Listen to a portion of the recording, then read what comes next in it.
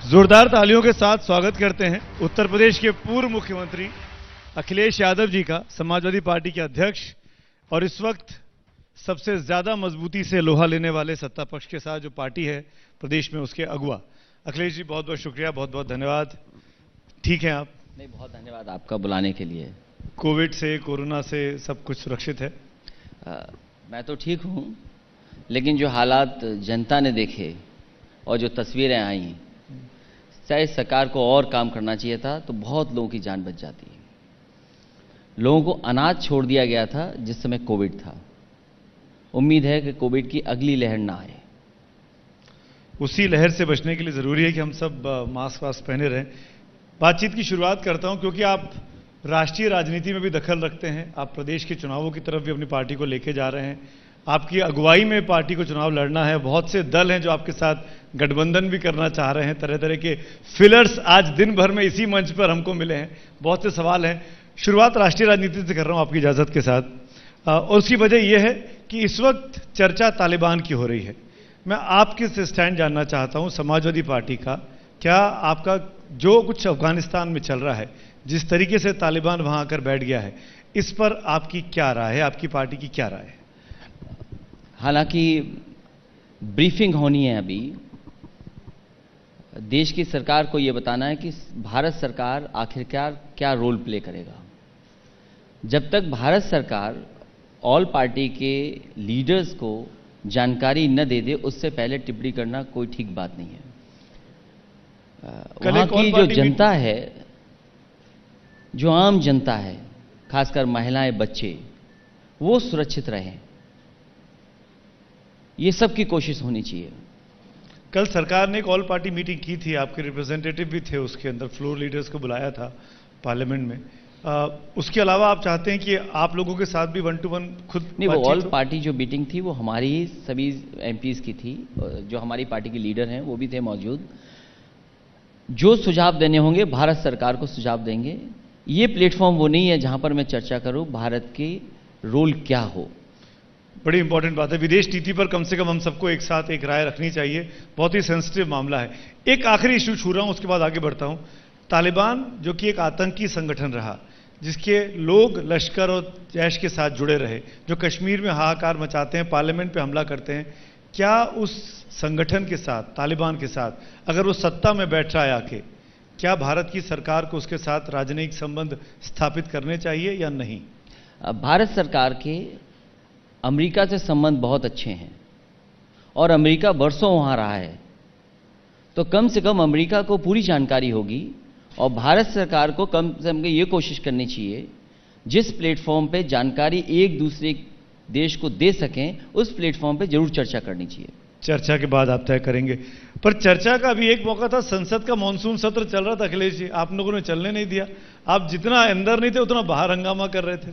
सवाल ये नहीं है, सवाल ये है कि जब भारत की जनता ने भारतीय जनता पार्टी पर भरोसा किया, और उत्तर प्रदेश में देखिए आप, सबसे ज्यादा लोकसभा के सांसद जीते, आज सरकार सबसे ज्यादा विधायकों के साथ है। क्या वजह थी कि सरकार को जासूसी करनी पड़ रही है? क्या वजह है कि सरकार जासूसी में शामिल है? अधिकारियों की जासूसी हो जाए, बड़े राजनेताओं की जासूसी हो जाए। भारतीय जनता पार्टी, जो खबरें आ रही हैं, जो अखबारों में छप रहा है, भारतीय जनता पार्टी के अपने लोगों की जासूसी हो गई उनकी अपनी सरकार में। इससे खराब बात और क्या हो सकती है? आप चाहेंगे इस पूरे मामले की जांच हो, क्योंकि सुप्रीम कोर्ट के पास मामला है अभी भी। मुझे उम्मीद है कि सरकार जिस तरीके से राष्ट्र हित में और राष्ट्र को लेकर के बहुत चिंता करती है सरकार, ये भी सच्चाई जनता के सामने आए कि आखिरकार कौन लोग इसके पीछे थे जासूसी करने के। आगे बढ़ते हैं। मैं आप ही के प्रदेश में हूं, आपके शहर में हूं। हम तो नोएडा से आए हैं, हालांकि हम आपके राज्य के वासी हैं, लेकिन हम ये जानना चाहते हैं अखिलेश जी आपसे, इस चुनावों में आखिरकार आपका एजेंडा क्या है? आप लगातार, मैं आपके तमाम इंटरव्यूज देख रहा हूं पिछले कई दिनों से, आप तमाम चैनल्स पे आ रहे हैं, आप योगी सरकार की खामियां गिना रहे हैं। आप ये नहीं बता रहे कि मैं आऊंगा तो ये करूंगा। आपका सकारात्मक प्लान क्या है? सवाल यह है कि जिन संकल्पों को लेकर के या जिस संकल्प पत्र को लेकर के जनता ने भरोसा किया भारतीय जनता पार्टी पर, आज लगभग 5 साल पूरे होने जा रहे हैं। जनता को बताना चाहिए कितने वादे पूरे हुए हैं। भारतीय जनता पार्टी ने सब वादे भूल गए वो वादे, और मैं उनको वादे याद दिलाना चाहता हूं।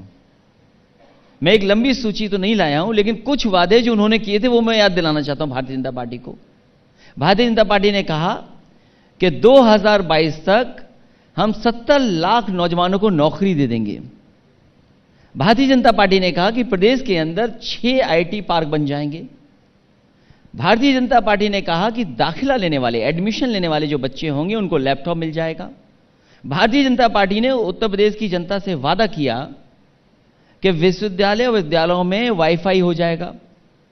उन्होंने ये कहा कि हर गरीब व्यक्ति का इलाज मुफ्त हो जाएगा, ये वादा किया। 25 नए मेडिकल कॉलेज बन जाएं, उसका वादा किया। 6 नए एम्स बन जाएं, उसका वादा किया। बालिकाओं के लिए निःशुल्क शिक्षा का वादा किया। सरकार ने यह भी वादा किया कि गन्ने का समय पर भुगतान होगा और विद इंटरेस्ट होगा अगर देरी करेंगे चीनी मिल। पिछले 2 साल से और अभी भी कई हजार करोड़, 14,000 करोड़ से ज्यादा गन्ना किसानों का बकाया है। वादा यह भी किया कि 2022 आते आते किसानों की हम आय दोगुनी कर देंगे। हम भारतीय जनता पार्टी के लोगों से पूछना चाहते हैं, किस फसल की आय दोगुनी हो गई? गन्ने का बकाया है कि नहीं है?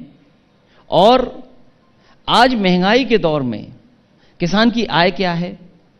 आय बता दें, और कब तक उनकी आय दोगुनी हो जाए ये बता दें। गन्ने का फसल का न्यूनतम समर्थन मूल्य देंगे। गन्ने का मूल्य तो अभी बढ़ाया, परसों ही 5 रुपए बढ़ाया। और महंगाई डीजल पेट्रोल की कितनी हो गई? सबसे ज्यादा नहीं है। खाद की कितनी हो गई? सिलेंडर की कितनी हो गई? आखिरकार महंगाई कितनी कर दी? महंगाई थोप दी किसानों पर और किसान को बर्बाद कर दिया। अगर सच्चाई आप देखें, कोविड के समय पर अगर किसान मेहनत न करता तो शायद हमारी अर्थव्यवस्था और नीचे चली जाती। इस महंगाई ने और उस वैश्विक महामारी ने सबसे ज्यादा नुकसान अगर किया है तो किसानों का और गरीबों का किया है। मैं जानना चाहता हूं कि समर्थन मूल्य किस फसल का दे दिया? जो कानून लाए गए हैं उन कानूनों से किसानों का कितना भला हो जाएगा? क्या उद्योगपतियों का नहीं भला होने जा रहा उनसे?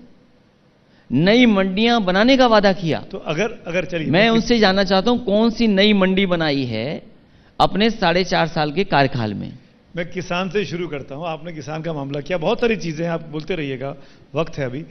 किसानों के मामले को लेकर ये बताइए कि अगर उद्योगपतियों का फायदा किया है सरकार ने और किसान उनसे नाराज हैं, तो आपके लिए तो चुनाव बड़ा आसान है, क्यों परेशान है फिर आप? सवाल आपको निकलना ही नहीं चाहिए, ऐसे ही जीत जाएंगे आप। सवाल चुनाव का नहीं है। सवाल यह है कि किसानों की मदद सरकार करेगी कि नहीं करेगी, उनका भविष्य खतरे में है कि नहीं खतरे में। उनका तो कहना है किसानों के लिए किया, ये भारतीय जनता पार्टी कह रही है। हाँ? इसीलिए हम जानना चाहते हैं कि इसमें लाभ किसानों को कैसे मिल रहा है, ये भारतीय जनता पार्टी किसानों को समझा दे। आखिरकार मंडी कर बंद हो जाएंगी, स्टोरेज किसके हाथ में चला जाएगा? अगर मान लीजिए अनाज स्टोरेज हो गया तो मनमानी होगी कि नहीं होगी? ये आजादी किसको दी गई है? ये उद्योगपतियों को आजादी दी गई है। आपको मंडी का इंफ्रास्ट्रक्चर तैयार करना था, आपने मंडियों को बंद करने का फैसला क्यों लिया? बिल लेके तो यूपीए भी आई थी, इसी तरह के बिल लेके तो 2013 में यूपीए आई थी, कांग्रेस। सवाल ये नहीं कि कांग्रेस लेके आई, सवाल ये है कि अगर कोई कानून किसानों के खिलाफ है तो इस देश के किसान खिलाफत करेंगे और समाजवादी पार्टी किसानों का साथ देगी। तो पूरे देश के किसान कहां खिलाफत कर रहे हैं? पूरे सिर्फ यूपी के लगे हुए हैं, क्योंकि यहां चुनाव है, इसीलिए टिकैत साहब दिखते हैं हर जगह। यूपी के नहीं है, अधिकतर यूपी पंजाब, यूपी के नहीं है, पूरे देश के किसान वहां पर आए हैं। पूरे देश के किसान, पूरे देश के किसान बंगाल में चिंतित कुछ नहीं हैं। हुआ अखिलेश जी, बंगाल में कुछ नहीं हुआ, चुनाव खत्म हुआ अभी। नहीं, बंगाल में कुछ नहीं हुआ। बंगाल में वहां बंगाल में क्या हुआ? भारतीय जनता पार्टी जिन मुद्दों पे जाना चाहती थी, जिस पर चुनाव करना चाहती थी, जनता ने नकार दिया। और मुझे खुशी है इस बात की कि बंगाल की जनता ने एक बार फिर ममता बनर्जी जी पर भरोसा किया। वहां तो खेला हो गया, यहां क्या होगा? यहां से बाबा जी जाने वाले हैं। बाबा जी मतलब? मुख्यमंत्री जी। आप उनको बाबा जी क्यों बोलते हैं? क्योंकि वो बाबा जी हैं। बाबा जी कैसे हैं? मतलब वो बाबा जी तो हैं, पूरा प्रदेश जानता है। और मैं आज से नहीं, जब वो लोकसभा के सांसद थे तब भी मैं उनको बाबा जी कहता था। अच्छा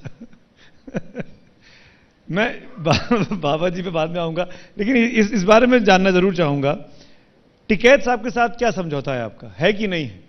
समाजवादी पार्टी का समझौता नहीं है, लेकिन किसान आंदोलन वो चला रहे हैं और किसानों के समर्थन में समाजवादी पार्टी है। तो वो आपके उनके साथ समझौता है कि नहीं है? हमारा समझौता नहीं है उनकी राजनीतिक पार्टी से, लेकिन किसानों का आंदोलन वो चला रहे हैं, किसानों के समर्थन में समाजवादी पार्टी है। आपका समझौता राष्ट्रीय लोकदल के साथ है? समाजवादी पश्चिम में? पार्टी का आरएलडी से है समझौता। तो उस इलाके में तो टिकैत साहब भी प्रदर्शन वगैरह कर रहे हैं, तो उनको अपने साथ रखेंगे कि नहीं रखेंगे? नहीं, अच्छी बात बीजेपी है, को हराने के लिए। अच्छी बात है कि वो किसानों के सवाल पे लड़ रहे हैं और उनका समर्थन सभी दल कर रहे हैं, भारतीय जनता पार्टी के अलावा। तो आपको लगता है वो आपको मदद कर रहे हैं? आने वाले समय में उत्तर प्रदेश का किसान भारतीय जनता पार्टी की सरकार को हटाएगा। पर मदद किन किन से और लेंगे आप? आपने एक नाम तो ले लिया, राष्ट्रीय समाजवादी लोकदल का। पार्टी की कोशिश होगी कि सभी छोटे दलों को साथ लाने का काम करें। छोटे दल मतलब नाम बताइए ना। बहुत से छोटे दल हैं उत्तर प्रदेश के। एक तो महान हो गया, महान दल। महान दल है, उनसे समझौता समाजवादी पार्टी का है। हाँ, संजय चौहान जी हैं, उनको लोकसभा चंदौली से लड़ाया था। हाँ, चौहानों की बड़ी पार्टी है, उनके साथ समझौता है समाजवादी पार्टी दो। का। हाँ, आरएलडी के साथ समझौता है समाजवादी पार्टी का हाँ, है। 3। और जो लोग आना चाहेंगे, कोशिश होगी छोटे दलों को साथ ले लें। तो एक और पार्टी है आपके प्रदेश, आपके इलाके की, आपके चाचा की पार्टी, अभी आए थे यहाँ। मैंने इस बात पर कई बार अपना जवाब दिया है। उनके लिए, उनके दल के लिए पार्टी ने सीट छोड़ी है और उनका बाकायदा सम्मान पूरा किया जाएगा। वो आपसे मिलना चाहते हैं। वो कह रहे थे अभी यहाँ पर पंकज जी के साथ सवाल जवाब में। पंकज कहाँ हैं? अगर पंकज बता सके तो बेहतर होगा। उन्होंने कहा कि भाई मैं मुख्यमंत्री को फोन करता हूँ, वो फोन पे आ जाते हैं, उनसे बात हो जाती है। भतीजे को फोन कर रहा हूँ, बात ही नहीं हो रही है। मैं आना चाहता हूँ, मिलना चाहता हूँ, समय मांगा है। इस उत्तर प्रदेश में भारतीय जनता पार्टी की सरकार है और हमारा अनुभव ये कहता है कि एक बार इसी तरह में डॉक्टर संजय निषाद से मिल लिया था। सुबह मिला, शाम को बीजेपी में चले गए वो। आप अपनों की चाचा पे शक कर रहे हैं? नहीं, मैं ये कह रहा हूं कि भारतीय जनता पार्टी की यहाँ सरकार है। एक लोकसभा के चुनाव से पहले सुबह मैं एक दल के नेता से मिला और शाम को वही दल के नेता भारतीय जनता पार्टी के साथ थे। इसलिए मिलना मिलाना की बात अलग है, समझौता हमारा है। आने वाले समय में समझौता करेंगे। अखिलेश जी, माफी के साथ, आपका पारिवारिक मामला भी है, हम लोग कोई नहीं होते हैं, पर राजनीतिक, आपने छोटे दलों की बात की। बेहद भावुक थे शिवपाल जी, जहां बैठे उसी कुर्सी पर वो बैठे थे। अभी आधे पौन घंटे पहले की बात है। वो आंखों में बस आंसू नहीं थे, वो विलय करने को तैयार है सवाल कि मैं पार्टी का विलय करने को तैयार हूं, थोड़ा सा सम्मान चाहिए। समाजवादी पार्टी पूरा सम्मान करेगी। समाजवादी पार्टी का छोटे दलों के साथ गठबंधन होगा। विलय का समय नहीं है अभी गठबंधन की राजनीति चल रही है। चुनाव के पास आते आते अभी तो 4-5 महीने हैं, अभी बहुत समय है चुनाव को। और एक बार अगर हम देखें तो चुनाव के लिए समय भी नहीं है। आप उनके प्रस्ताव को आप नकार रहे हैं, बेचारे और मैं मायूस हो कोई जाएंगे। प्रस्ताव नहीं निकाल रहा हूं। उनके दल का, उनका पूरा सम्मान समाजवादी पार्टी करेगी। आगे बढ़ता हूं। बिखरा हुआ विपक्ष वर्सेस एकजुट सत्ता पक्ष, जिसमें अपना दल भी अब दिखाई दे रहा है, संजय निषाद भी उसी तरफ दिखाई दे रहे हैं। मैं ये पूछना चाह रहा हूं कि ये आपके लिए फायदेमंद प्रपोजिशन है क्या? जब विपक्ष बिखरा हुआ है, समाजवादी पार्टी के लिए ये फायदेमंद चीज है क्या? उत्तर प्रदेश की जनता भारतीय जनता पार्टी को हटाना चाहती है। इस बार जनता हटाएगी इनको और जनता इंतजार कर रही है कि कब चुनाव हो। पश्चिम बंगाल में सब पार्टियां अलग अलग लड़ी मोटे तौर पे, पर एक तरफा जीत हुई ममता बनर्जी की। आप वैसा ही मंसूबा रखे हुए हैं? उत्तर प्रदेश में खासकर किसान, नौजवान, व्यापारी, मजदूर, हर वर्ग के लोग खड़े हैं इस भारतीय जनता पार्टी को हटाने के लिए, क्योंकि जितने वादे इन्होंने किए सब वादे ये भूल गए। कभी इतनी नौजवान लाठी नहीं खाया होगा जिस नौजवान को वादा किया सरकार ने, और वही नौजवान अपमानित हो रहा है लखनऊ में आकर के। कल की ही घटना देखिए, जिन्हें सम्मान मिलना चाहिए, जिन्हें हक मिलना चाहिए, जिनका अधिकार छीना जा रहा है, अगर वो अधिकार मांगने आएंगे तो वो लाठी खाएंगे उत्तर प्रदेश में। यहां पर आप कानून व्यवस्था की बात करी सरकार, आप देखिए गोरखपुर में क्या है कानून व्यवस्था, क्या हालत है कानून व्यवस्था की। मुख्यमंत्री जी चिल्ला रहे हैं कानून व्यवस्था, कानून व्यवस्था। और जो आंकड़े कहते हैं, चाहे भारत सरकार के जो आंकड़े हैं एनसीआरबी के, उसमें सबसे ज्यादा अपराध बढ़े हैं। यहां पर महिलाओं के साथ सबसे ज्यादा अपराध बढ़े हैं। लूट यहां हो रही है, डकैती यहां हो रही है, अपमानित यहां हो रहे हैं। अभी हम आपके इंटरव्यू में आ रहे हैं, उससे पहले मैंने देखा टीवी पे तस्वीरें, एक रिटायर्ड आईपीएस किस तरीके से अपमानित हो रहा है, उसे उठा करके पुलिस ले गई। और यही नहीं, गोरखपुर जब जिन मुख्यमंत्री जी पर न संभल रहा हो, वो उत्तर प्रदेश क्या संभालेंगे? अब अमिताभ ठाकुर की बात कर रहे हैं, भूल जाइए उत्तर प्रदेश में क्या हुआ है, क्या हो रहा है। आप अमिताभ ठाकुर की बात कर रहे हैं ना, क्या है आईपीएस में अमिताभ ठाकुर जी की बात कर रहे हैं। बिल्कुल अमिताभ ठाकुर की बात कर रहा हूं मैं। क्या पुलिस इस तरह का व्यवहार करेगी? आप गोरखपुर में देखिए, बेटी अपने पिता को देख रही पिटते हुए, वीडियो बना ली थी कि कल को मैं पुलिस से मदद मांगूंगी। उस बेटी पे गोली मार दी, वो आज इस दुनिया को छोड़ के चली गई। ये कहां हो रहा है? गोरखपुर में हो रहा है। आप देखिए क्या घटनाएं गोरखपुर की हैं। लगातार अपराध बढ़ा है। पिपराइच में युवक के सर पर धारदार हथियार से हमला कर हत्या, यह गोरखपुर है। अपराध बेकाबू, पिछले 10 दिन में रोजाना बड़ी वारदात में सनसनी। ये कल का परसों का अखबार दे रहा हूं मैं आपको। और जब मुख्यमंत्री जी गोरखपुर में जाते हैं, कोई ना कोई घटना, अपराध या हत्या वहां हो जाती है गोरखपुर में। आप क्या कह रहे हैं? क्या दावा कर रहे हैं मुख्यमंत्री? आप क्या कह रहे हैं? मुख्यमंत्री जाते हैं तो ये क्या, ये तो सीरियस इल्जाम लगा रहे हैं। बता रहा हूं कि क्या जब गोरखपुर नहीं संभल रहा, और जिनका अपना होम टाउन है, जहां के मुख्यमंत्री खुद हैं, वहां लोगों को गलियों में, घर में पहुंचने के लिए नाव पे जाना पड़ रहा। जो अपने यहां पानी ना निकाल पाए, अपराध को ना रोक पाए, वो उत्तर प्रदेश का क्या भला करेंगे? कोई जवाब है उनके पास कि गोरखपुर में क्या घटना हो रही? ब्लॉक प्रमुखी का चुनाव कैसे लूटा गया? जिला पंचायत का चुनाव कैसे लूटा गया? क्या महिलाओं की साड़ियां नहीं छीन ली गई? क्या महिलाओं के कपड़े नहीं फाड़ दिए गए? अखिलेश जी, ये उत्तर प्रदेश में हुआ तब जब मुख्यमंत्री खुद कहते हैं हम योगी हैं। अगर योगी हैं तो क्या उनके प्रदेश में ऐसी तस्वीर आनी चाहिए कि महिलाओं के कपड़े फाड़े जा रहे? हमने तो देखा यहां पे इनकाउंटर हुआ, पुलिस ने मारा अपराधी को। हमने देखा लोगों की प्रॉपर्टीज जब्त हो रही हैं, अपनी प्रॉपर्टीज तोड़ी जा रही हैं। आजम खान जैसे नेता पर वो कहते हैं कि ये अपराध किया था, वो जेल में है। मैं ये सरकार से जानना चाहता हूं आपके माध्यम से, जिस बेटी की गोली मार दी गई, मर गई बेटी, क्या उस अपराधी का एनकाउंटर होगा कि नहीं होगा? ये बताओ मुझे।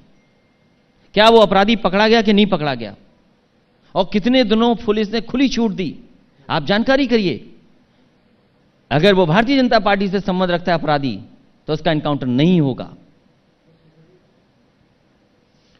तो आप ये कह रहे हैं कि जो लोग मारे जा रहे हैं या जिन अपराधियों को गोली मारी जा रही है, वो बीजेपी के नहीं है, इसलिए मारी जा रही है, इसलिए मुझे तो नहीं पता कि किस लिए गोली मारी जा रही है, लेकिन भारतीय जनता पार्टी में जात के आधार पर, धर्म के आधार पर जो भेदभाव हो रहा है, वो उत्तर प्रदेश की जनता देख रही है। अपराधी का कोई जात धर्म होता नहीं, अपराधी तो अपराधी है। यही तो मैं जानना चाहता हूं। हाँ, मुख्यमंत्री जी ये बताएं ना कि जाति धर्म नहीं है अपराधी का, तो जिस बेटी को गोली मारी है, क्या उसका एनकाउंटर होगा कि नहीं होगा? और फिर बुलडोजर क्या दिखाते हैं आप? न जाने कितने लोगों के घर कैसे कैसे बने हुए हैं। मैं तो चाहता हूं, अब तो महीने कितने बचे हैं? 6 महीने बचे, 4 महीने, 5 महीने जो बचे हैं, उन्हें सभी डेवलपमेंट अथॉरिटियों से सूची मंगवानी चाहिए जिन्होंने नक्शे के हिसाब से घर नहीं बनाए हैं। जिनको नोटिस दिए हुए हैं तो नोटिस दिए, सरकार तुमको सूची दिखाए सबके। आखिर सरकार सूची क्यों नहीं दिखा रही आपको? बहुत इनकाउंटर किए, बहुत कानून व्यवस्था किए। मैं जानना चाहता हूं आज यूपी के टॉप 10, टॉप 100 उनकी सूची क्यों नहीं जारी कर रही सरकार? आप आरटीआई में निकलवा लीजिए ना। मैं जानना चाहता हूं, बता दीजिए सरकार को कि ये लोग सवाल ये नहीं है आरटीआई, आप जो सवाल पूछ रहे हैं मैं वही जानना चाहता हूं कि सरकार टॉप 10 की सूची कब जारी करेगी? और फिर क्या उम्मीद करेंगे मुख्यमंत्री जी से? मुख्यमंत्री जी ने खुद अपने मुकदमे वापस लिए, मुख्यमंत्री ने उप मुख्यमंत्री के मुकदमे वापस लिए। पर ये तो इल्जाम आप पर भी है ना। एनाज आप आंकड़े देखिए, देश के आंकड़े देखिए। जो सबसे अच्छी व्यवस्था थी डायल 100, उसको डायल 112 कर दिया। केवल रंग बदलना, काम बदलना या नाम बदलना। पर अखिलेश जी 2013 से लेकर 17 तक आप रहे मुख्यमंत्री, 12 से 17 तक मुजफ्फरनगर हुआ, एक को भी आप सजा नहीं दिला पाए। यहीं इसी मंच पे आकर ओवैसी साहब बोलकर गए, आपने क्या किया? आप सबके सब लोग छूट रहे हैं। अगर आप तब सजा दिला देते आज ऐसा नहीं होता। सरकार किसकी है? आप 4 साल आप भी रहे हैं। सरकार के जो उस समय कानूनी कार्रवाई की जा सकती थी वो कानूनी कार्रवाई की गई। क्या वो काफी था? क्योंकि आज की कानूनी कार्रवाई जो कर सकते थे समाजवादी सरकार में, वो कानूनी कार्रवाई की गई और जो लोग दोषी थे उनके खिलाफ मुकदमे दर्ज हुए। पर आप अपने संतुष्ट हैं उससे? मैं आपसे ये जानना चाहता मैं हूं। मुझसे क्यों जानना चाहते हैं? मैं पूछूंगा ना सरकार से जानना चाहता आप तो हूं। जवाब आपके देंगे। माध्यम से सरकार बताए ना कि कम से कम ये जाने कि मुख्यमंत्री जी अपने मुकदमे वापस ले लिए, क्या नहीं लिया उन्होंने? हाँ, मुकदमे वापस लिए हैं, बिल्कुल लिए। तो सोचिए क्या कानून व्यवस्था उत्तर प्रदेश की। जिस जिले से मुख्यमंत्री जी खुद आते हैं, क्या हुआ? अपराध रुक गया? क्या हत्याएं, लूट, अपराध नहीं हो रहा? उसका जिम्मेदार कौन है? और जब मुख्यमंत्री जी वहां जाते हैं, लौट के आते हैं, ज्यादा घटनाएं होती हैं वहां। अब मुझे एक बात बताइए, एक बड़ा इल्जाम आप पे लग रहा है और असदुद्दीन ओवैसी साहब ने लगाया है इसी मंच पर आज सुबह कि आप बहुत मुसलमानों के खैरख्वाह बनते हैं, लेकिन जब सत्ता में आते हैं तो मुसलमानों को भूल जाते हैं, सिर्फ वाई वाई करते हैं, यादव यादव करते हैं। ये भाषा भारतीय जनता पार्टी की है। ये भाषा भारतीय जनता पार्टी की है कि पिछड़ों को कैसे लड़ाएं, दलित और पिछड़ों में कैसे झगड़ा हो, मुस्लिम के खिलाफ नफरत कैसे हो, गंगा जमनी तहजीब खत्म हो जाए, भाईचारा खत्म हो जाए, आपस में जो प्रेम है वो खत्म हो जाए। ये भारतीय जनता पार्टी की राजनीति है। मैं अपनी कॉन्स्टिट्यूंसी की बात बताता हूं। कल की भारतीय जनता पार्टी ने कुछ लोगों पर हाथ रख दिया और सरकार के लोगों ने मिलकर के हाथ रखा, कहा कि आप महाराणा प्रताप की यहां पर प्रतिमा लगाएंगे, और भारतीय जनता पार्टी के ही उन्हीं के लोगों ने एक पक्ष को कहा कि आप भगवान बुद्ध की मूर्ति लगाएंगे। तो जब सरकार लगवा रही हो तो वो जो गरीब हैं, जिनकी भावना है, जो जुड़े हैं भगवान बुद्ध से, उन्होंने लगा दी मूर्ति। आप सोचिए वही मूर्ति हटवा दी गई। सरकार दोनों काम करती है, झगड़ा भी कराती है और कैसे नफरत फैले वो भी कराती है। क्या सरकार के पास जवाब है इस बात का? क्या रात में लगवाई भगवान बुद्ध की मूर्ति और रात में हटवा दी, दूसरा पक्ष खड़ा कर दिया कि महाराणा प्रताप की लगेगी यहां पर? ये कौन झगड़ा करा रहा है? अब ये कैसे कह सकते हैं सरकार करा रही है? क्या सबूत है आपके पास? सबूत वहां सब कुछ जानते हैं, सब लोग जानते हैं वहां पे। तो ये तो हम भी देख रहे हैं ना कि आप जब आते हैं तो किसी मुसलमान को आगे नहीं बढ़ाते हैं। यही तो असदुद्दीन ओवैसी बोल रहे थे। आप उनके बारे में बात कर रहे हैं, आप अपने बारे में बात क्यों नहीं कर रहे हैं? क्या बोल रहा है? हमारी कैबिनेट देख लो, हमारी पार्टी को देख लो, और हमारी पार्टी सभी वर्गों को साथ लेकर के चलने का काम करे। और इसीलिए मैंने कहा, मैं इसलिए कह रहा हूं कि भारतीय जनता पार्टी ने कहा कि हम 400 सीटें कैसे जीत जाएंगे। जब भारतीय जनता पार्टी झूठ बोल करके यहां बहुमत ला सकती है, तो ईमानदारी से, सच्चाई से और अपने काम के बल पर और सभी वर्गों को जोड़ करके क्या 400 सीटें नहीं जीत सकते? आप मुझे इस बात का जवाब दीजिए, अगर आप वाकई में यादव और मुसलमानों को भेदभाव नहीं करते हैं और सबके लिए हितैषी हैं, तो आज अनाउंस कर दीजिए कि आपका डिप्टी सीएम, आसान सवाल पूछ रहा हूं, डिप्टी सीएम एक मुसलमान को बनाएंगे। अरे बस एक मुख्यमंत्री बोल रहे हैं आप बोलिए, आप मुख्यमंत्री बोल दीजिए। एक तो आपके लिए मुसीबत नहीं खड़ी करना चाहता हूं। नहीं, एक मुख्यमंत्री बोल रहे हैं आप संशोधन लाइए, दिल्ली की सरकार से कई संशोधन लाएं आप। अभी कितने मुख्यमंत्री? एक मुख्यमंत्री हैं, दो मुख्यमंत्री हैं, एक घूमने वाले, एक छिपे, एक दिल्ली से ऑर्डर, इस तरह कितने मुख्यमंत्री यहां पर हैं? और सोचिए, एक बनना चाहते थे, एक उप मुख्यमंत्री या कुछ बनना चाहते थे, वो दर दर भटकते रहे। कौन? एक कोई आए थे कहीं से अधिकारी, रिटायर्ड, बहुत अनुभवी थे, बहुत जानकार थे, शायद उससे उत्तर प्रदेश का भला होता, लेकिन उत्तर प्रदेश के मुख्यमंत्री जी ने नहीं बनने दिया उन्हें उप मुख्यमंत्री।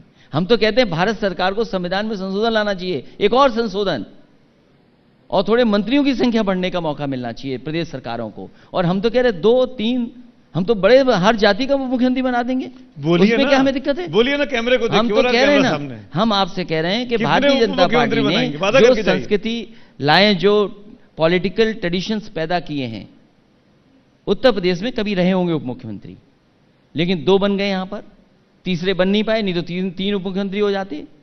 किसी प्रदेश में और बड़ी संख्या में बन गए उप मुख्यमंत्री। अब तो उप मुख्यमंत्री बनाने का सिलसिला बढ़ गया है। तो बोल दीजिए ना कि हम भी बनाएंगे, नहीं, या कह दीजिए कि बेमानी नहीं बनाएंगे। हम तो कह रहे हैं अगर मौका मिले, जनता सरकार बनाएगी, पहले तो विकास करेंगे, और अगर हमें ज्यादा भी बनाना पड़े तो वो भी बना देंगे। और दूसरी बात, मुसलमान को बनाएंगे कि नहीं? दूसरी बात, मुस्लिम को बनाएंगे कि नहीं? सवाल मुस्लिम का नहीं है, सवाल ये है कि अगर हमें मुख्यमंत्री ज्यादा बनाने पड़ेंगे, हम बनाएंगे। हाँ, हम पे भरोसा है ना लोगों का? क्या मुस्लिम समुदाय का भरोसा नहीं है हमें किसको बनाना है? हम बनाएंगे किसको बनाना है। सरकार बने तो सही। आप यही तो कह रहे हैं कि आप जनता चाहती है विकास, यही तो कह के देखिए, गए, जनता चाहती, अपीजमेंट करते हैं आप। जनता चाहती है विकास, जनता चाहती है डेवलपमेंट, और भारतीय जनता पार्टी डेवलपमेंट से भागना चाहती है। वो तो यही कहते हैं, सबका साथ सबका विकास। अगर हम टीका लगा रहे हैं तो सबको लग रहा है, हिंदू को भी मुसलमान को भी। अखिलेश यादव नहीं लगवा रहे हैं बस। अगर उन्होंने धोखा दिया है तो सबको धोखा दिया है, किसी को नहीं छोड़ा उन्होंने। और इतना बड़ा झूठ बोलने वाली पार्टी, आप अगर देश में सबसे झूठ बोलने वाली पार्टी कोई है तो भारतीय जनता पार्टी है। इनके वादे याद दिलाइए इनको। इन्होंने कहा कि हम नौकरी दे देंगे, कितनी नौकरी मिली? 70 लाख का वादा किया, 9 लाख खाली हैं अभी उत्तर प्रदेश में। पहली समिट हुई, उस समिट में बड़े बड़े उद्योगपति बुलाए गए, बड़े बड़े कारोबार करने वाले लोग बुलाए गए, राष्ट्रपति आए, प्रधानमंत्री जी आए। क्या इन्वेस्टमेंट आया यूपी में? डिफेंस एक्सपो हुआ यहां पे, यही गोमती का किनारा, इसी पे हवाई जहाज उतर रहे थे, हेलीकॉप्टर, न जाने क्या करतब दिखा रहे थे। और क्या हुआ डिफेंस एक्सपो के बाद? मैं जानना चाहता हूं कि जो विकास की गति समाजवादी सरकार में थी, आखिरकार वो इंफ्रास्ट्रक्चर काम क्यों नहीं हो रहे? सड़कों के काम क्यों नहीं हो रहे? इस बात का जवाब दीजिए ना कि पिछले सड़कों के काम क्यों नहीं हो रहे हैं? बीते 2 साल तो कोविड में चले गए ना, पूरी दुनिया चीजें ठप पड़ी हैं। पूरी दुनिया में चीजें ठप पड़ी हैं, ये सच्चाई है। कहीं इंफ्रास्ट्रक्चर पे काम नहीं हो रहा है, कहीं पे। लेकिन दुनिया में जितनी मदद सरकारों ने की, क्या उतनी मदद ये सरकार कर पाई? दुनिया में जो मदद हुई है लोगों की, गरीबों की, किसानों की, क्या उस पैमाने पे मदद कर पाएंगे लोग? क्या जानें बचा ली इन्होंने? और क्या ऑक्सीजन नहीं दे पाई सरकार? लोगों को अनाज छोड़ दिया जब सबसे ज्यादा सरकार की जरूरत थी, बेड नहीं मिल पाए। और फिर कहते हैं गंगा में जब इतनी लाशें मिली तो कहती है बीजेपी के बिहार से लाशें आई हैं। कौन समझाएगा कि बिहार से कैसे लाशें वापस आ जाएंगी गंगा में? क्या गंगा में लाशें नहीं दिखाई दी? उसका जिम्मेदार कौन है? दोषी कौन है? भारतीय जनता पार्टी की सरकार दोषी है। जब मुख्यमंत्री दौरों पे जाते हैं, सरकारी अस्पतालों का विजिट करते हैं, तो आप कहते हैं हमने बनवाए थे, हमारे अस्पताल में गए। तो आपने उस अस्पतालों में ऑक्सीजन क्यों नहीं सप्लाई दे दी थी? उन अस्पतालों में क्यों नहीं इंफ्रास्ट्रक्चर इतना मजबूत दे दिया था कि आज स्थिति नहीं होती? ये तो अच्छा किया अच्छा करते हैं तो कहते हैं हमारी वजह से अच्छा हो रहा है। ये तो अच्छा किया आपने पूछ लिया सवाल। आखिरकार ऑक्सीजन प्लांट क्यों बंद थे? जिम्मेदार कौन था? अगर उनको पता था कि कोविड की सेकेंड वेव आ रही है तो आखिरकार तैयारी क्या की थी? उनकी न जाने कितने बड़े अधिकारियों की टीम जो बैठी हुई थी, वो क्या राय दे रही थी? और जितने अस्पताल थे, जहां कहीं भी ऑक्सीजन प्लांट भी थे, आखिर क्यों नहीं चल रहे थे ऑक्सीजन प्लांट? इसका जिम्मेदार कौन है? ऑक्सीजन प्लांट जिन अस्पतालों में थे वो नहीं चल रहे थे, उसके जिम्मेदार कौन है? उसका जिम्मेदार भी भारतीय जनता पार्टी की सरकार है। कुछ थोड़ी सी जिम्मेदारी आप अपने ऊपर लेंगे? कंफ्यूजन क्रिएट किया कि टीका मत लगवाओ, ये टीका तो भाजपा का है, बीजेपी का टीका है। कुछ जिम्मेदारी अखिलेश जी आपकी है कि नहीं है इस कंफ्यूजन को क्रिएट करने में?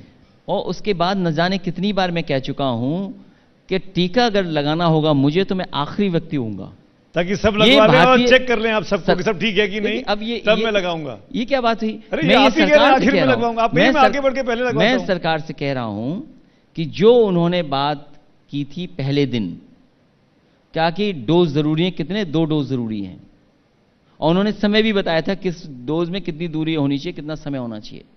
आखिरकार उन्हें किसने रोका है?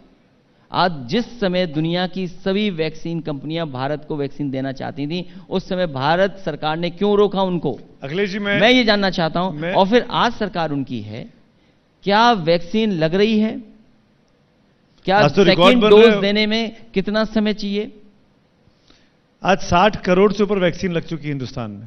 मैं ये कहता हूं उत्तर प्रदेश में क्यों नहीं लग रही उतनी? लगे ज्यादा, सेकंड डोज भी लगे, आखिरकार समय क्यों बढ़ाना पड़ा? यूपी तो काफी तेजी से लग रही है, दावे किए जा रहे हैं, रोज 30 लाख के दावे किए जा रहे हैं। तो जिस दिन उत्तर प्रदेश के सब गरीबों को, किसानों को लग जाएगी वैक्सीन, उसके बाद हम भी खड़े हो जाएंगे और हम भी लगवा लेंगे। अखिलेश जी देखिए, हॉल खचाखच भरा हुआ है, पब्लिक को पता थी कि आज आप आने वाले हैं, शाम को 7 बजे का वक्त है, इस नाम से इतने लोग आ गए। अगर आप पहले कह देते कि मैं पहला वैक्सीन मैं लगाऊंगा, तो इन सबका भरोसा जीतते कि नहीं जीतते आप? ये सब लोग आपके साथ आगे बढ़ के वैक्सीन लगवाते हैं। मैं आज भी कह रहा हूं, भले आपकी पार्टी की है या नहीं है मुझे नहीं पता। मैं आज भी कह रहा हूं कि सरकार की जिम्मेदारी है, जो वैक्सीन उपलब्ध हो जाए वो उपलब्ध करानी चाहिए, और पूरे उत्तर प्रदेश नहीं देश के लिए उपलब्ध करानी चाहिए। आखिरकार कौन है जिम्मेदार के इसके लिए कि वैक्सीन अगर भारत सरकार के पास नहीं है, उपलब्ध नहीं है, इसका जिम्मेदार कौन है? इसका जिम्मेदार समाजवादी पार्टी और मैं नहीं हूं, उसके जिम्मेदार भारतीय जनता पार्टी की सरकार है। और आज मैं कहता हूं उत्तर प्रदेश के सब गरीबों को लगे, क्यों नहीं लग रहा है? और फिर उसके लिए ऑनलाइन रजिस्ट्रेशन रोज आंकड़े आ रहे हैं, सरकार कह रही हम लगा रहे हैं। मैं आपसे जानना चाहता हूं। अखिलेश जी, आप आरोप लगाइए, आपका काम ही है विपक्ष में, आप सरकार पर सवाल खड़े करिए, पर जो सरकारी आंकड़े आ रहे हैं, जो डेटा रोज अपडेट हो रहा है, उसमें यूपी में टीके लग रहे हैं, ऐसा नहीं है। मैं कहता हूं तेज क्यों नहीं लग रहे हैं? और लगे तेज, क्यों नहीं तेज लगा? आप लगवा लीजिए ना। क्यों तेज नहीं लगा? आप कहां रहेंगे कल सुबह? मैं भिजवा देता हूं, बताइए। सवाल हमारा नहीं है। आप कब लगवाएंगे? सवाल हमारा नहीं है। आप अगर भिजवाना ही चाहते हैं, सरकार भिजवाना चाहती है, गांव-गांव भिजवाए, इंतजाम करे लगाने के लिए। सरकार कर रही है, कैंप लगा रही है, कैंप लगाए, फिर रजिस्ट्रेशन क्यों चाहिए? आप फ्री करिए जिसको लगाना है, जहां लगाना है। तो आंकड़ा कैसे तय होगा? थोड़ी जो दोबारा नंबर कैसे आएगा? ऐसे थोड़ी फ्री कर दीजिए। क्यों नहीं फ्री करना चाहिए? एक व्यक्ति को 2 बार नहीं रख सकता ना। कोई दूसरी बार नहीं लगाएगा व्यक्ति, कोई दूसरी बार लगाने नहीं आएगा। वो सब जानते हैं कि एक बार लगवाना है। पहली बार ही नहीं लगवा रहे हैं, उसी में कंफ्यूजन है अखिलेश जी। अगर आप फ्री कर देंगे तो एक आदमी 4 टीके थोड़ी लगवा लेगा। मैं तो ये कह रहा हूं सोसाइटी को एजुकेट करिए, आपको रजिस्ट्रेशन की जरूरत क्या है? दुनिया में जो काम हो रहा है, दुनिया से सीखिए आप। दुनिया में क्या नहीं हो रहा? क्या आप आइए, वैक्सीन लगवाइए, जाइए। आप क्यों नहीं कर पा रही हैं? क्योंकि आप रजिस्ट्रेशन इसलिए कर रहे हैं, ऑनलाइन रजिस्ट्रेशन इसलिए कर रहे हैं कि मजदूर ऑनलाइन रजिस्ट्रेशन ना कर पाए। किसान बेचारा ऑनलाइन कहां रजिस्ट्रेशन कराने जाएगा? आप जाइए, गांव में कैंप लगाइए। किसने रोका? हम सहयोग करेंगे, समाजवादी पार्टी पूरा सहयोग करेगी। आप कैंप में किस गांव में जाना चाहते कैंप लेकर लगाने के लिए? आप पे संसाधन ही नहीं है, आप लगाना ही नहीं चाहते हैं। समाजवादी पार्टी पूरा सहयोग करने के लिए तैयार है कि कहां, किस गांव में, कब कैंप लगाना है, हम सहयोग करेंगे। आगे बढ़ता हूं, अगले इश्यू पे आता हूं। जातिगत जनगणना को लेकर देश में एक माहौल बनाया जा रहा है। आपको क्या लगता है, ये आंकड़े सरकार क्यों नहीं सार्वजनिक करना चाहती है?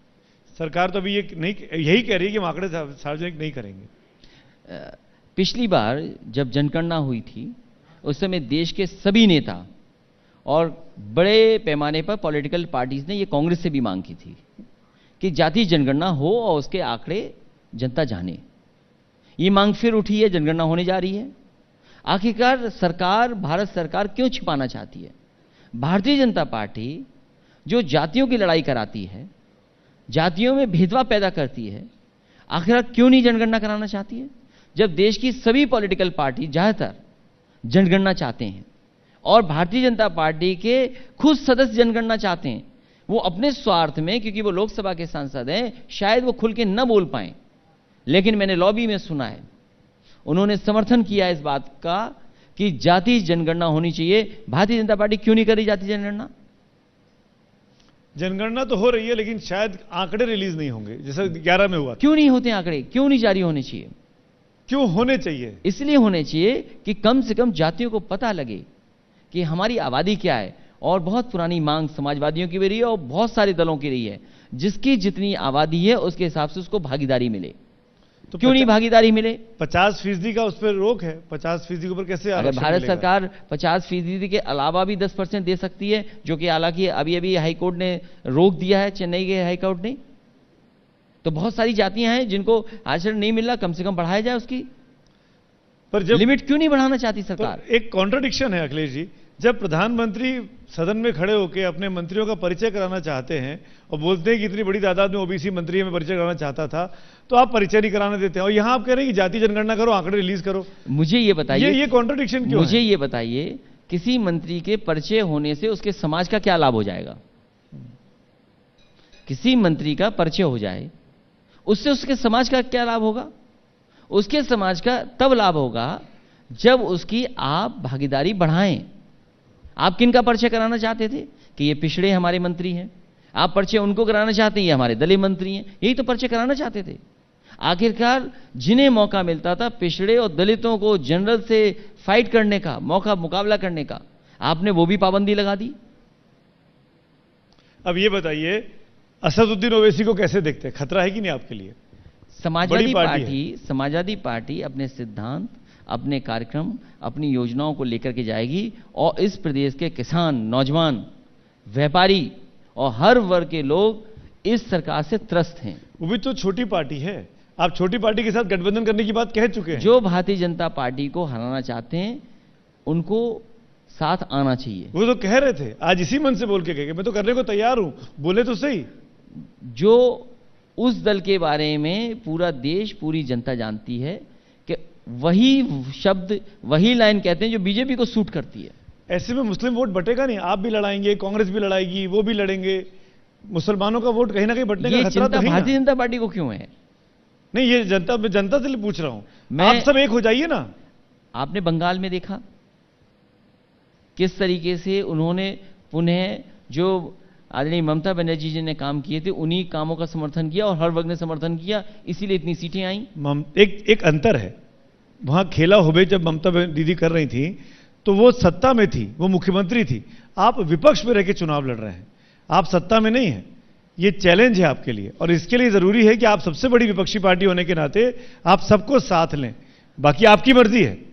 समाजवादी पार्टी की कोशिश होगी कि जो हमारी विचारधारा से और भारतीय जनता पार्टी को जो हराना चाहे उनको साथ लेंगे। सब यही बोल रहे हैं। समाजवादी पार्टी की जो काम किए हैं, काम के आधार पर आने वाले समय में सरकार बनाने जा रहे हैं।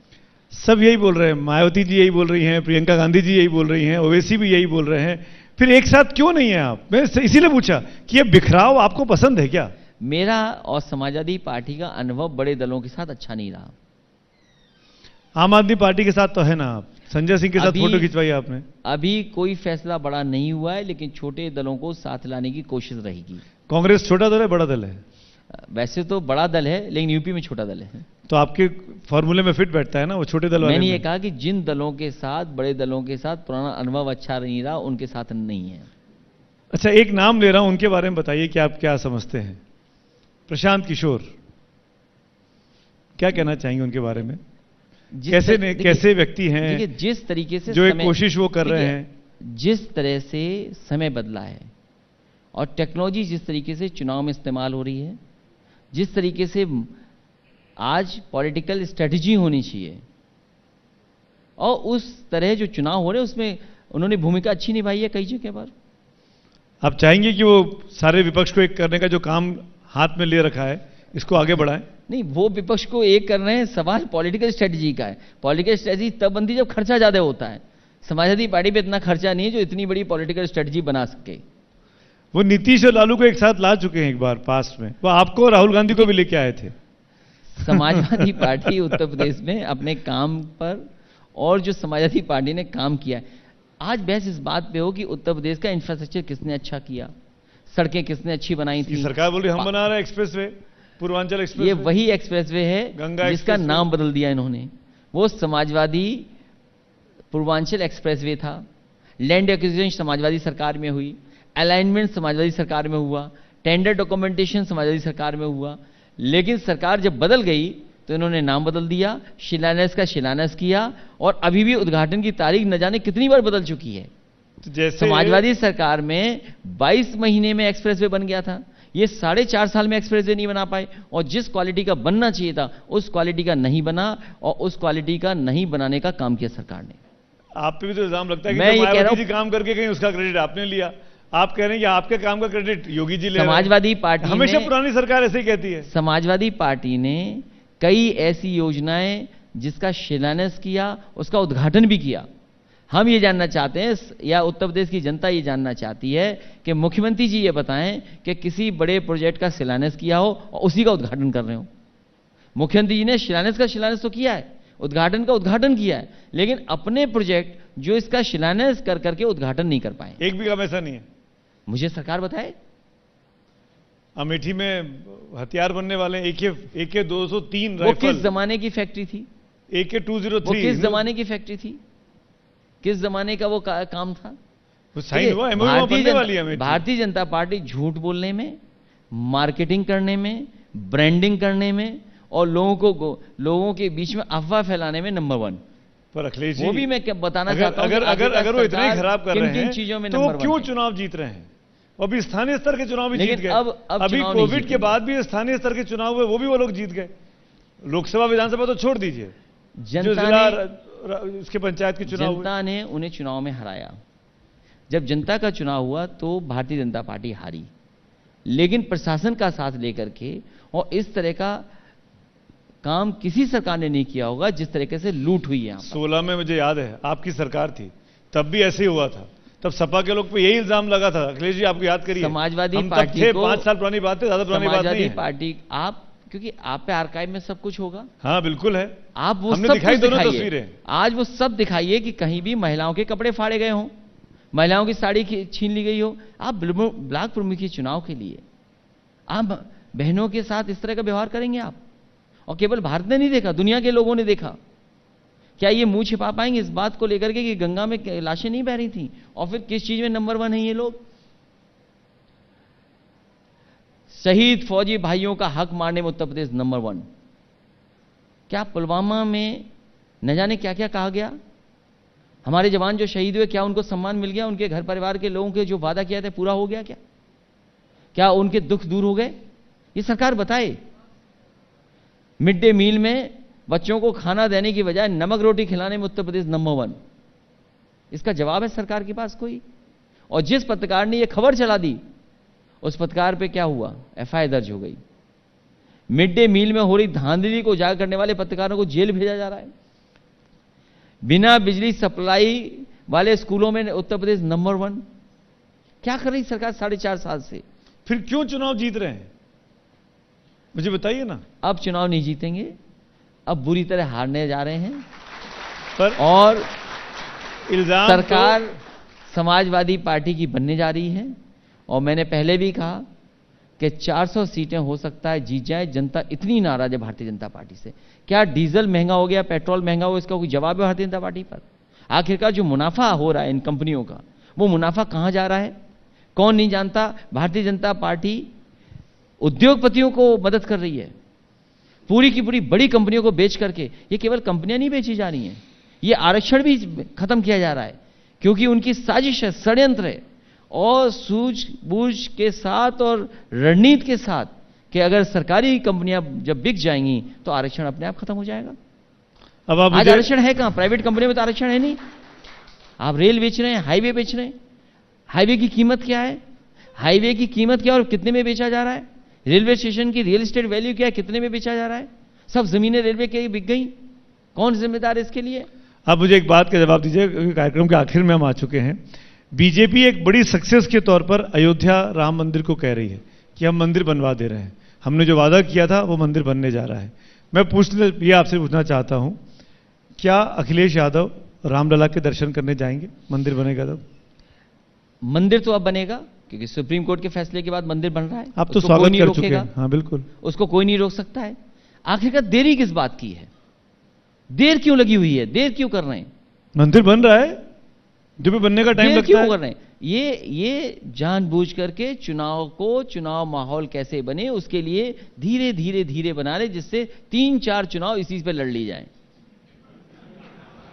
और जहां तक दर्शन की बात है, आप जाएंगे ना? मैं व्यक्तिगत सब धर्मों को मानता हूं, सब भगवानों को मानता हूं।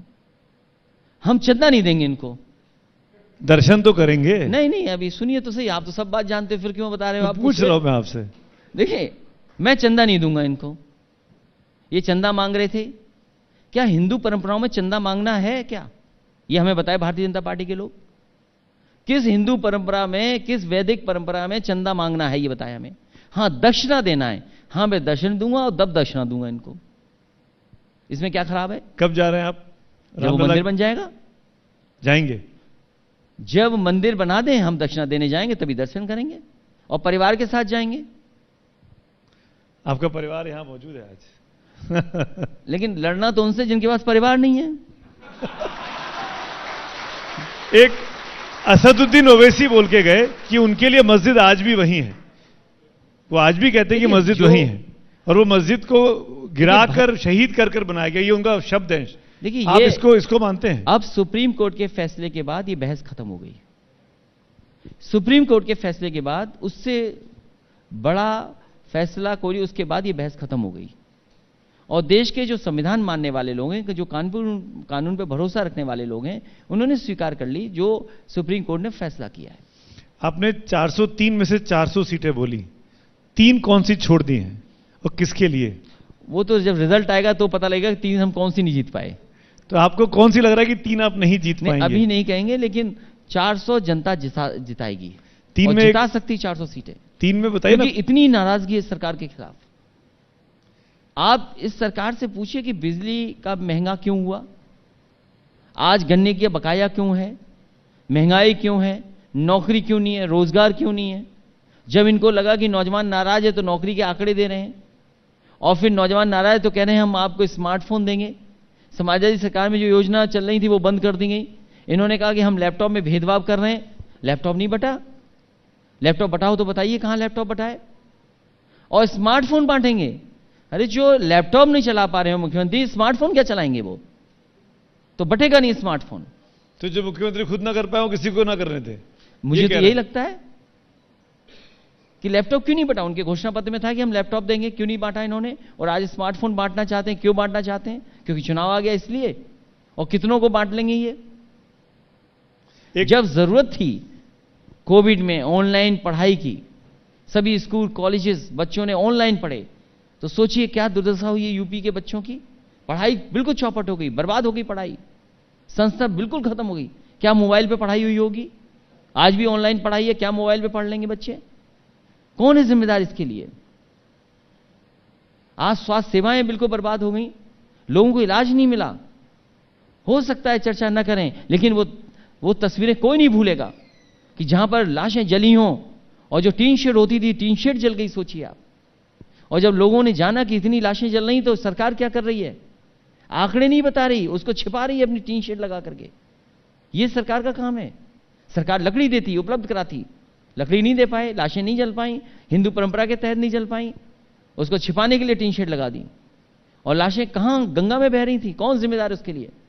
जो लोगों ने तस्वीरें देखी हैं कि सिलेंडर का अपने आप इंतजाम किया, दवाइयों का अपने पास इंतजाम हुआ, जो मामूली दवाइयां थी कम पैसे की, कितनी महंगी खरीदनी पड़ी लोगों को।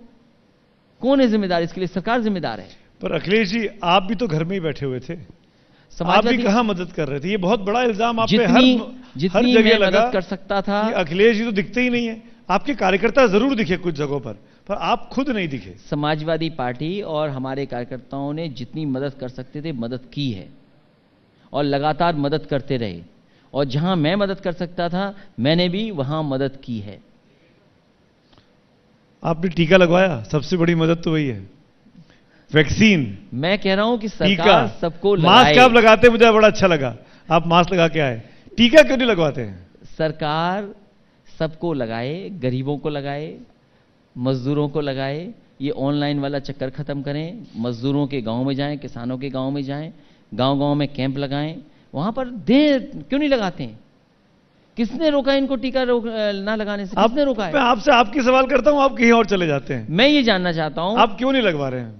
मैं आखिरी व्यक्ति हूंगा। किस बात का डर है? मैं अगर कोवैक्सीन मत लगवाइए, विदेश जाना है अगर आपको, तो आप तो विदेश जाते रहते हैं, कोविशील्ड लगवा लीजिए, उसमें तो विदेश अलाउड है। इस बहस में आप इसलिए मत पड़िए क्योंकि आपको ये नहीं पता होगा कि प्रधानमंत्री जी ने कौन सी वैक्सीन लगाई है। कोवैक्सीन लगवाई उन्होंने, तो जो दिखाया। तो विदेश यात्रा नहीं कर पा रहे हैं। हाँ, कोवैक्सीन को परमिशन नहीं है WHO की, इसीलिए मैंने भी लगवाई है। मैं भी नहीं। तो आप खुद बताइए, आप इस बात को जानते होंगे कि कितने देशों में आप नहीं जा सकते। आप हमको नहीं जाना, हमको हमारा देश प्यारा है, हमको नोएडा अच्छा लगता है, हमको लखनऊ अच्छा लगता है, हमको विदेश जाने का बहुत शौक नहीं है। अच्छा किया आपने जो कोवैक्सीन लगवा ली, बहुत अच्छा किया। आप कब लगवा रहे हैं? अपने बारे में बताइए ना, मेरे बारे में सब सुन लिया। मेरे बारे में आखिरी व्यक्ति उत्तर प्रदेश का हूंगा। जब सब गरीबों को लग जाएगी वैक्सीन, उसके बाद मैं भी खड़ा हो जाऊंगा लाइन में कि हमें भी वैक्सीन लगा दो। पहले गरीबों को तो लगाइए। आप किसी विदेशी वैक्सीन का वेट तो नहीं कर रहे ना? मैं किसी वैक्सीन का आ गया है, फाइजर आने वाला है, जॉनसन आने वाला है। मैं देखिए, ये भारत सरकार की जिम्मेदारी है कौन सी वैक्सीन आए कौन सी नहीं आए। इस बहस में इसलिए मत पड़िए क्योंकि इस बहस में आप लोग नहीं जीत सकते। मैं जीतना भी नहीं चाहता हूं। मैं तो जानना चाहता हूं अखिलेश यादव से, प्रदेश के पूर्व मुख्यमंत्री से, कि वो कब वैक्सीन लगवाएंगे। एक मैसेज जाएगा ना पॉजिटिव, इतनी सी बात है। देसी और विदेशी बहस में इसलिए मत पड़िए कि आज ये कॉन्सेप्ट खत्म हो गया। इसलिए खत्म हो गया कि बिना विदेशी चीजों के आप आगे नहीं बढ़ पाएंगे। आप बताइए, सबसे बड़ा स्वदेशी नारा किसका था? क्या भारतीय जनता पार्टी का स्वदेशी नारा नहीं था? स्वदेशी नारा उसी दिन खत्म हो गया जिस दिन भारत में जीएसटी लग गई। जीएसटी उद्योगपतियों को, बड़े कारोबारियों को मदद करने के लिए जीएसटी लागू हुई। क्या हमारा छोटा कारोबारी को मदद हुई? क्या ठेले वालों को मदद हुई जीएसटी से? क्या कारोबार संपन्न हो गए सब? इन्होंने स्वदेशी मूवमेंट तभी छोड़ दिया जिस समय इन्होंने दुनिया के दूसरे लोगों के लिए बाजार खोल दिया। आज ये बताइए, चीन से सबसे ज्यादा कौन इंपोर्ट कर रहा है? कौन लोग हैं जो भारत में सामान ला रहे हैं चीन से? क्या आप दुनिया में जो कारोबार कर रहे हैं आप मना कर देंगे कारोबार नहीं कर रहे हैं? तो इसलिए ये बहस में मत पड़िए कि ये विदेशी वैक्सीन है कि देसी वैक्सीन है। वैक्सीन लगनी चाहिए देश के लोगों को, ये सबसे इंपॉर्टेंट बात है। एक आखिरी मुद्दा और उसके बाद फिर इस चर्चा को समाप्त करूंगा। मैं जानता हूं कि आपके पास भी समय की कमी है। इस चीज को हम सब जरूर जानना चाहते हैं अखिलेश यादव जी कि आज की तारीख में आप मायावती जी को कैसे आंकते हैं? दुश्मन नंबर 1 या दुश्मन नंबर 2? मायावती जी प्रदेश की बड़ी नेता हैं, लेकिन उनका रास्ता गलत है। वो भी तो सत्ता में आना चाहती हैं, आप भी अच्छी बात जाना है, चाहते हैं। सत्ता में आना चाहिए, अच्छी बात तो है। सत्ता रास्ता कैसे गलत? कोशिश करनी चाहिए उनको, ऐसी बात नहीं वो मुख्यमंत्री रही उत्तर प्रदेश की, तो रास्ता कैसे सवाल गलत वो नहीं है, सवाल वो नहीं है। देश को एक उम्मीद जागी थी उत्तर प्रदेश के गठबंधन को लेकर के। वो देश का सबसे बड़ा गठबंधन था 19 में जो किया था आपने, उससे बड़ा गठबंधन कोई नहीं हो सकता था। उस कोशिश को खत्म किया उस पार्टी ने। मायावती जी ने खत्म किया। अब जो भी उनका फैसला रहा हो, क्या हुआ उसमें मैं नहीं पढ़ना चाहता हूं। बता दीजिए ना। नहीं, उसमें मैं पढ़ना ही नहीं चाहता हूं। कब पता लगेगा? अब केवल देश आगे की आवाम जानना चाहती है। केवल आगे का मैं देख रहा हूं। साथ अचानक आ गए, दूर दूर अचानक हो गए, क्यों हुआ ये सब? मैं आने वाले समय में जो चुनाव होने जा रहा है उसकी मैं फिक्र कर रहा हूं।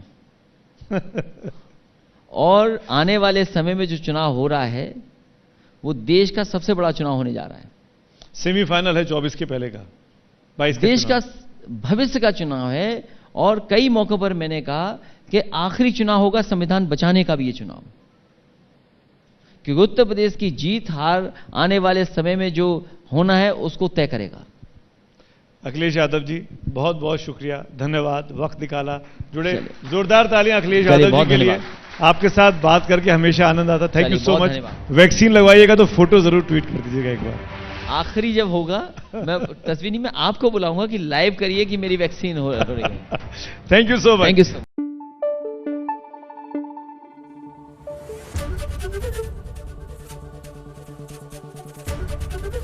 एबीपी न्यूज आपको रखे आगे।